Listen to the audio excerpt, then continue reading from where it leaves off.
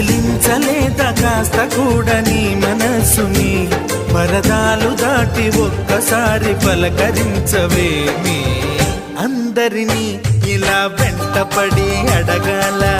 సరదాగా నువ్వే ఎదురైతే సరిపోదా నిద్రపోతున్న రాత్రి నడిగా గుటికి చేరిన గువ్వల నడిగా